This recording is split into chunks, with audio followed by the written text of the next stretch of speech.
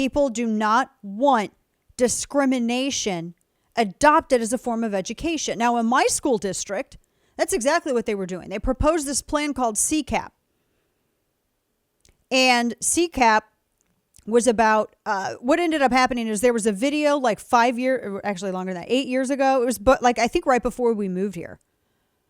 There was some video where these girls were on TikTok singing a song and they said a racial slur. Apparently it was in the lyrics. And they apologized. It didn't matter. They had to leave the school and their families actually had to sell their houses and leave the town, move. And ever since then, CRT activists have seized on that. And they're like, oh my gosh, we need to pass CCAP. And so what they wanted was all of this. Some of the biggest stuff is that initially they wanted to defund the SRO program. That was number one, and use that money for a chief diversity, whatever. They wanted to implement curriculum that talked about gender, all the different pronouns that are made up, Lewis Carroll style, like the Jabberwocky, all this stuff. They wanted to create a council of secretive people that were going to monitor your children in this school district and keep track of their microaggressions, whether they were, quote, consciously or subconsciously done. That's just the tip of the iceberg, and parents rejected it. So in 3 different school board races municipally here, the first 2 that took place late last year were plus 30 landslide. This one with Andrew Yeager that took place last month was plus 60. Absolutely defeated. Democrats and Republicans voting together against this institutionalized Marxist racism. So on the heels of the FBI working with the DOJ and FBI working together to classify parents as domestic terrorists and to go after parents and track them, monitor them, and tag them. Now, whenever CRT activists lose at the ballot box, they want to bring in a government agency and try to strangle away your freedom through regulation. So now CRT activists, and they were threatening parents in town through these NBC articles, because after the school board members, some of the old ones, were accused of violating Texas's Open Meetings Act. One of the parents, from a Cuban family, by the way, if you want to whitewash it and say it's all white Republican led, a Cuban family filed suit because it was trying to controvert parents' involvement in their kids' education. And so that's where the lawsuit came from. The school board hired a big fancy PR firm, and magically, right after they hired that PR firm, guess what? All of a sudden, some like slacker blogger from Houston decides they're going to make fat bank in their name off of pushing hate and division in my town, and they write story after story after story. And then Lester Holt did a thing. NBC's had their trucks here driving through the subdivision, taking footage of parents and all this other stuff. They're really they've been doing all of this ahead of every election. Well, now, after this, they came out and said, well, the Department of Education, through its Civil Rights Division, is going to investigate civil rights violations in Carroll ISD, the school district in my town. Now, not a single civil rights violation has been named.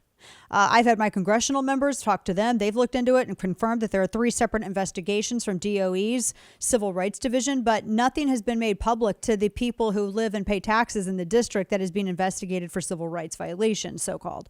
So this is what they're going to do. They're going to try to force in Department of Education and then regulate through that, try to undermine a free and fair election and parents' voice, and they're going to try to regulate into existence CRT through Department of Education. That, ladies and gentlemen, is what you're going to be doing in every single school district, regardless of how you vote. So here are your options. Option 1, first off, I think property taxes, and I think me being forced to fund public education is garbage. I think everyone is responsible for their own children, and if you do not want to be responsible for your own children, keep your knees kissing. That's number 1. Number 2, if we're going to be spending more per student on public education than we are sending them to even very expensive private schools, which, sidebar, some of the most expensive private schools in this area that I live in actually spend less per student than public schools with our tax dollars, just so you know that. And that's the exact same way in a number of other states. It's shocking, actually. So here are your options. Number 1, you need to take your kids out of public schools. All of them. Leave public schools behind. I think it should be starved, honestly. I think the Department of Education is a joke. Anything that's not Article 1, Section 8 should not be federalized. The end. If the state wants to run it, if a locality wants to run it, that's fine.